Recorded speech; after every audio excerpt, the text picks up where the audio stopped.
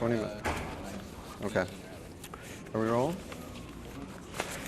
Okay. Would you tell me your name and spell it for me and tell me where you're from right now? June Holloway.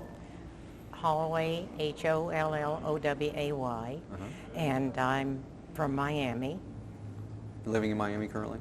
Yes. Tell me how you got interested in aviation.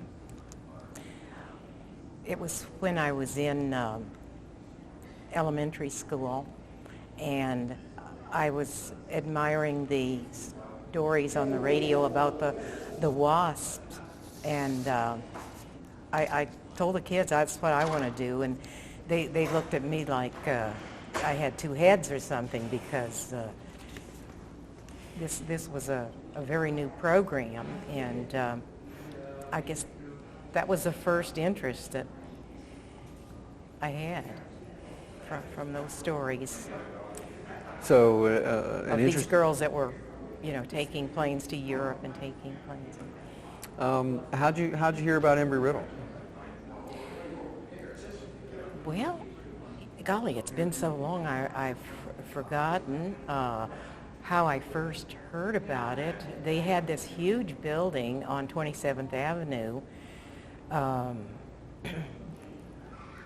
bigger than the Biltmore, maybe not as high, but big, huge building. And I went out to the flight school, which was at Chapman Field in 47, nice grass field, and I had done flying before I graduated from high school in Jacksonville.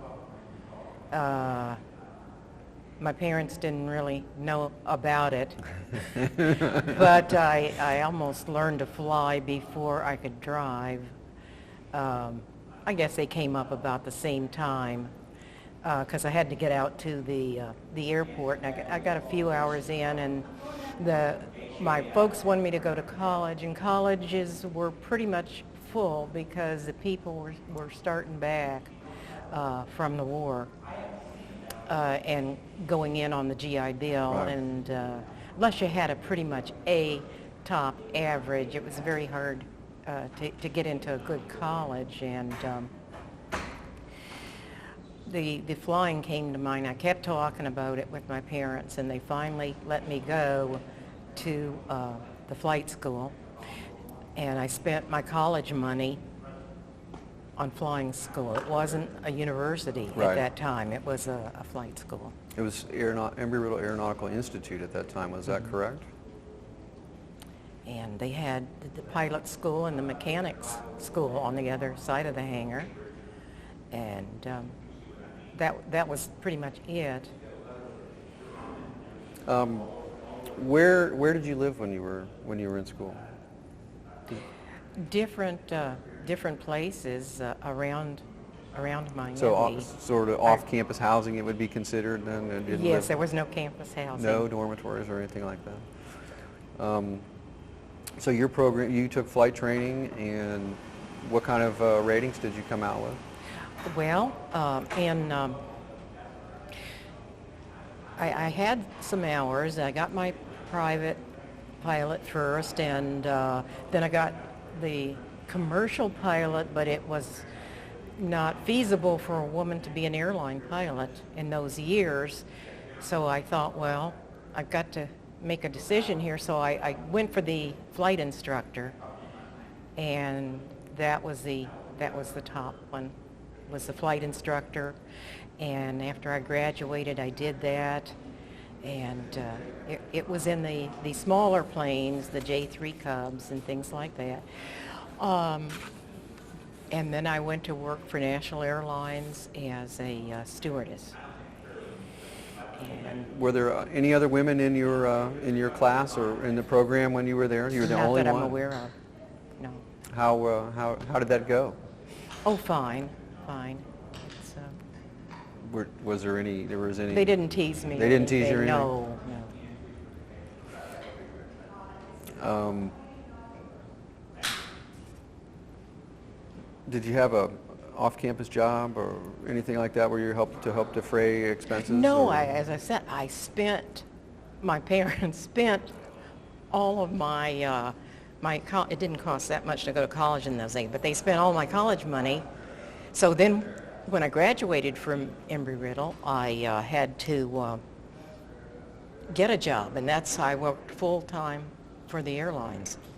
And then I enrolled at the University of Miami because I did want to get a university degree, and that was what, is available there in Miami. So I had a full-time job that allowed me to do my homework in New York and get it that way. Who ran the school at the time you were there? Do you recall? That big building I told you about, they would have been in that big building, but I can't remember. McKay, John McKay? Yes, and Tell me about the flight facilities that were there. Where you were flying out of? Chapman Field first, and then we went to Opelika, which is in the north end of Miami. Do you remember what year that was?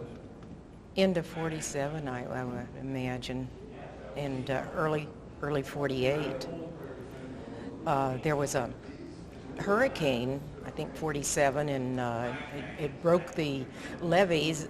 Though all the water came in, I have a picture of the airport flooded, and that sort of gave us a fit for a little while when that airport was flooded.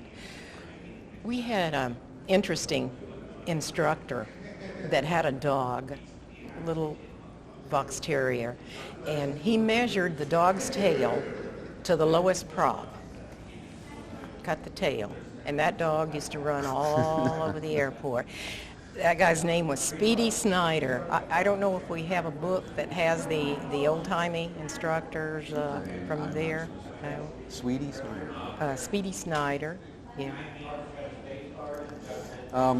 What types of airplanes did you fly when you were there? What? Had the J3 Cub and the Stearman, it was something else, the BT-13, I think it was, something the gear didn't come up in. The first one that I flew that had a retractable gear was the Navion. Are you still flying? No. When did you stop flying? I guess about 65. I'm 75 now, so about age 65. You flew for pleasure all the way up till then? Yeah, I enjoyed it. What do you think of this event and events like this? Oh, it's wonderful. The university now, it's so much bigger than I imagined. Just hearing about it and going around the campus, it's just so large. And 30,000 students going through there a year, it just seems unbelievable. Well, that's in all of the campuses combined. And you mean like Prescott and okay. And the extended campus as well. All those about 30,000 enrollments a year in that area. So, will you be back for the next Wings and Waves? Do you think this is a good idea to bring our alumni together, particularly our alumni from farther back? Oh yes, yes, mix it's and nice. mingle? I don't see anyone from my class, but I had met a fellow last night that was from 44, and he was out of state. He was on a contract Embry-Riddle from out of state at Union, Tennessee, I think he said. And so I'm not the oldest one. I have to ask you a question from Dean Rocket. He would like to know if you would be interested in going on an alumni cruise if they put one together. Would that be something you would be interested in doing? Oh, yes. That'd be nice. Okay. I've got 2+ votes. We'll let that be recorded. Well, thank you very much for your time. We appreciate it, and enjoy the rest of the show. Thank you.